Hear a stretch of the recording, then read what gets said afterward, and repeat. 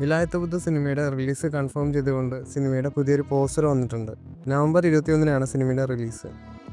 കിഷ്കിന്ധകാണ്ഡം ടീമിൻ്റെ ഈക്കോ എന്ന സിനിമയും നവംബർ 21-ന് തന്നെയാണ് റിലീസ് തീരുമാനിച്ചിരിക്കുന്നത്. വാഴ 2 സിനിമയുടെ ഷൂട്ടിംഗ് പാക്കപ്പ് ആയിട്ടുണ്ട്. UAE-യിലായിരുന്നു സിനിമയുടെ ഫൈനൽ ഷെഡ്യൂൾ. ഏകദേശം 106 ദിവസത്തോളം സിനിമയ്ക്ക് ഷൂട്ടിംഗ് ഉണ്ടായിരുന്നു. ദുൽഖർ സൽമാൻ്റെ ആം ഗെയിം എന്ന സിനിമ അടുത്ത വർഷം സമ്മർ റിലീസാണ് പ്ലാൻ ചെയ്യുന്നത്. ജനുവരി മിഡോടുകൂടി കേരളത്തിലെ സിനിമയുടെ പോർഷൻസ് ഒക്കെ കംപ്ലീറ്റ് ആകുമെന്നാണ് പ്രതീക്ഷിക്കുന്നത്.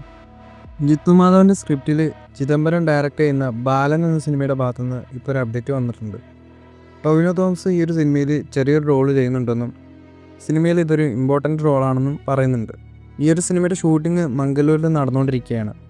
പുതുമുഖങ്ങളാണ് കൂടുതലും സിനിമയിലുള്ളത്.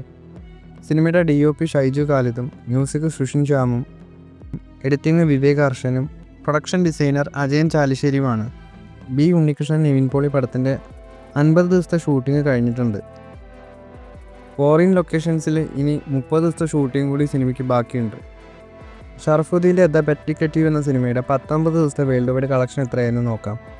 കേരളത്തിൽ 11 കോടിയും റെസ്റ്റ് ഓഫ് ഇന്ത്യയിൽ 45 ലക്ഷവും ഓവർസീസ് കളക്ഷനായിട്ട് 5 കോടി 50 ലക്ഷവും അങ്ങനെ സിനിമയുടെ 19 ദിവസത്തെ ടോട്ടൽ വേൾഡ് വൈഡ് കളക്ഷൻ 17 കോടി 5 ലക്ഷമാണ്. സിനിമ ബോക്സ് ഓഫീസിൽ ഹിറ്റ് സ്റ്റാറ്റസ് നേടിയിട്ടുണ്ട്. സംഗീത് പ്രതാപ്, ഷർഫുദ്ദീൻ എന്നിവർ പ്രധാന ആവശ്യത്തിലെത്തുന്ന മെഡിക്കൽ മിറാക്കിൾ എന്ന സിനിമയുടെ പൂജ കഴിഞ്ഞിട്ടുണ്ട്. DS ERA സിനിമ തെലുങ്കിലും റിലീസ് ചെയ്യാൻ പോകുന്നു. സിനിമയുടെ തെലുങ്കു ട്രെയിലർ വന്നിട്ടുണ്ട്.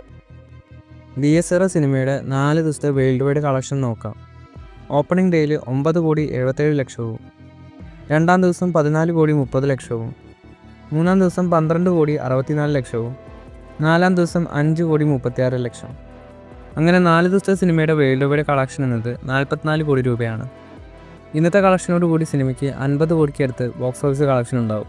ഹൃദയം, വർഷങ്ങൾക്ക് ശേഷം എന്നീ സിനിമകൾക്ക് ശേഷം പ്രണവ് മോഹൻലാലിൻ്റെ ഹാട്രിക് 50 കോടി ചിത്രമായിട്ട് DS ERA മാറിയിരിക്കുകയാണ്.